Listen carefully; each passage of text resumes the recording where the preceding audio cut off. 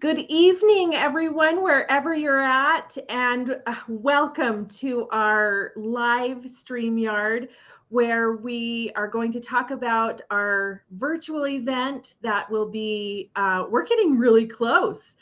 Today is Wednesday, but our event is Friday. So tonight we are going to talk about compliance to compassion. And we are going to introduce you to some really special guests that are going to speak to us. I'm Ginger Healy. I am the program director at the Attachment and Trauma Network, and I'm going to turn it over to Guy Stevens, who is the executive director of the Alliance Against Seclusion and Restraint, to introduce to you Norman and Emma, our special guests tonight. So, Guy, take it away. Sure, thanks, and thanks for the introduction. Like you, I'm getting really excited. It's hard to believe we're on Wednesday and Friday is the event, but there's good news, right? There's still time to buy tickets Yes, up until the event time. So if people haven't gotten their tickets, I would encourage you to do so. Also, want to remind people that we will be making this available as a recorded session after the event, so they'll have up to 30 days to view it. So, yes. If there's a session that, for some reason, something happens at your school and suddenly you're needed, you'll have options to go back and watch it. But I am really excited today to introduce two of our speakers for the upcoming event, Compliance to Compassion. And, the two speakers I'm going to introduce here were among the first people that I thought of when I started thinking about this event, and went to Ginger and Julie at the Attachment and Trauma Network and started this discussion. And that's because the work that they do really resonates with this idea. So I'm going to introduce to you our two speakers and special guests that we're going to have for the event. I want to introduce to you, and I'm switching my screens here to the wrong screen, but Emma Klift and Norman Kunc. And let me tell you a little bit about Norman and Emma. We're moving around there a little bit. I want to start with something really important. I've had the opportunity now to chat with and meet both Norman and Emma on a number of occasions. And Emma, in fact, was on the program that we do with the Alliance Against Seclusion and Restraint. And I want to tell you a little bit about what drew me to them and their work. Norman and Emma are both amazing disability rights advocates, so have been out there in the world really really affecting change. I think about the work that you've done together, and I know you both have many accomplishments both together and separately, but I begin thinking about all the things that you've done together. I think about the Credo for Support. I think about the books that you've written together, and I think about being realistic isn't realistic, and some of the other work that you've done in authoring books and really trying to bring about change. And it's absolutely amazing work. Of course, Emma, I found out about your work when I read the book, Talk to Me, and it had a really interesting title. It was talking about, I'll probably get it wrong here, but you can help me out if I do. But it was along the lines of what educators and others can learn from hostage negotiators. Of course, you have an interesting background in conflict analysis and management, and you looked at some of the issues that we were seeing in schools and in education through this whole different lens of what can we learn by looking at other places where things are being done, working with people who are often having a difficult time. So at any rate, I don't want to take up too much time saying who you are, but the two of you have been an amazing presence in the world of disability rights and advocating for change. The work that you've done around de-escalation and really helping to make connections with people has been fantastic. The work with the Credo support. And I always think about kind of what Norman says about kind of storytelling. And I think that creates this really effective way for you both to communicate the changes in the world that not only that you have a vision for, but that you're helping to bring to reality. And I know last time I talked to you, you're talking about working on a whole nother project. So I want to find out about it later. But welcome to both of you. And thank you for joining us for this quick, we want to give people a little idea of what's going to be coming up. So welcome to you both. Thank you for having us. Thanks, Guy. Can we reserve you to do our eulogy when we die. You're not going anywhere anytime soon, and but I appreciate it. But I mean, in all honesty, I think so highly of you both and the work that you've done, and the work that you have yet to do. Of course, you have training that you offer through Broadreach, right? Am I getting that right? Right, yeah. Broadreach training, which I've had a chance to kind of dive in there and see some of the training that you've done. Really great stuff. So we're really excited to have you presenting. Of course, you've got a great session planned for us for Friday. Really kind of talking about the person is not the problem. The problem is the problem. How to better support people, because too often in our world, people are looked at as problems. People are looked at as a sum of a behavior. And can you tell us a little bit about what you're planning to talk about on Friday? All right, maybe I'll start. We're going to be coming at this from two different positions. I'm primarily going to start off by giving my perspective as a disabled person, as being the recipient of professional intervention for more than 55 years of my life. And I think what I want to look at is the presumption that many professionals have is it's their job to do something to me. And when you're a disabled person, you're usually seen as a passive recipient of whatever intervention a professional does on you. As you mentioned, Guy, in 1994, Emma and I did the short video, Credo for Support, which offered suggestions on how to respectfully support disabled people. Now, we did it in the format of don't do this, do that, don't do this, do that. Terribly didactic. And the last comment on the video was, don't work on me, work with me. And that's the theme running through my part of this idea, that professionals, in order to get really valuable information and perhaps to become more effective, have to see the person they're working with, whether that's a disabled person with an intellectual disability, whether they're autistic or in crisis dealing with trauma, rather than seeing them simply as a client or a patient, to see them as a partner. To say, what can I do to help you? What makes sense with you?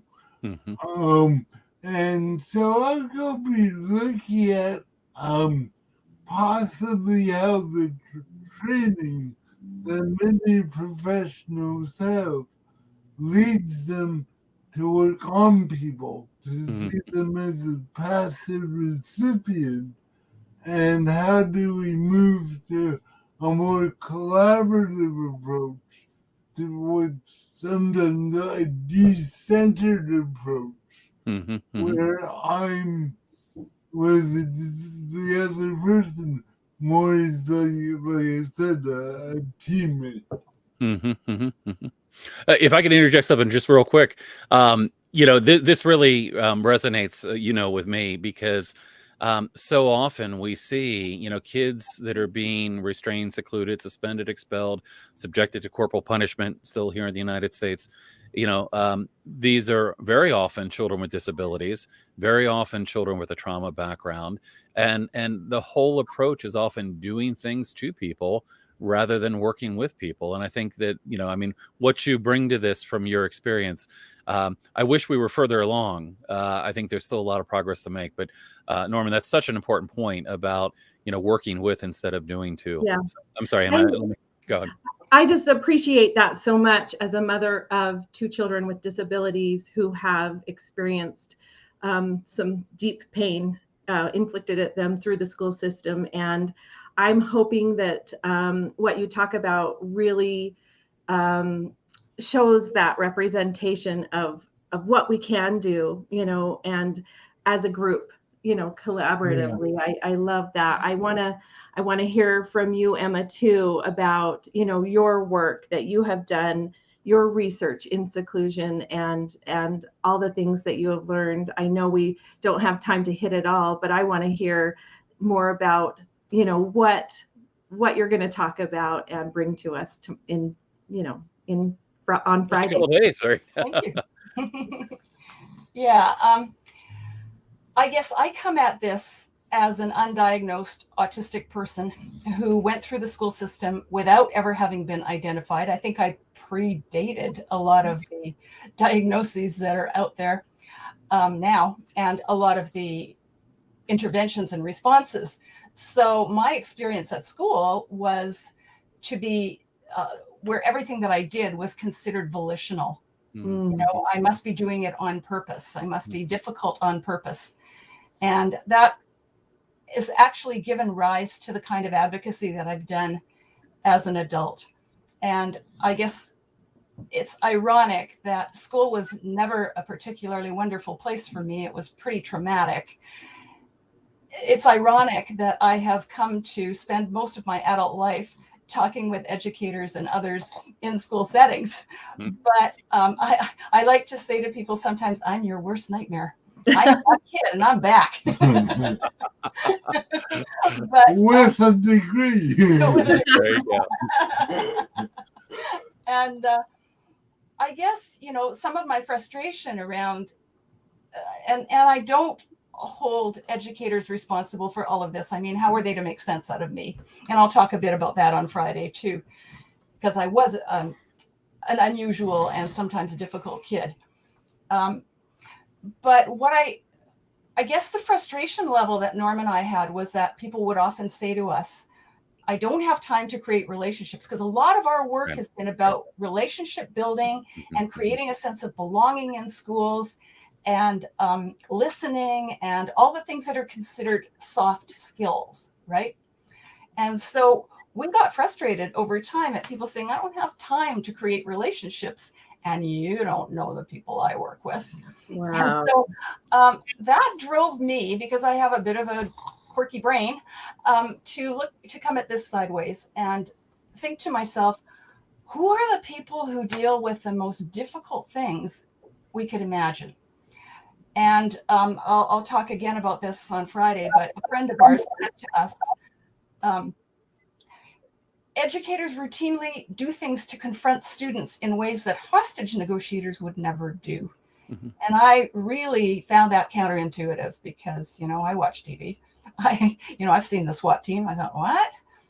But it impelled me into a year's worth of research, interviewing hostage negotiators from all over North America about what they did to help people who are very upset to de-escalate. And trust me, it's not the SWAT team. It's all predicated on the idea of listening and changing the way we see people, so that we don't see people as volitional and terrible individuals right out of the gate. We listen and we try to find out what their stories are. So I've got some stories that I'll tell, and some ideas that I gleaned from these wonderful people that I interviewed.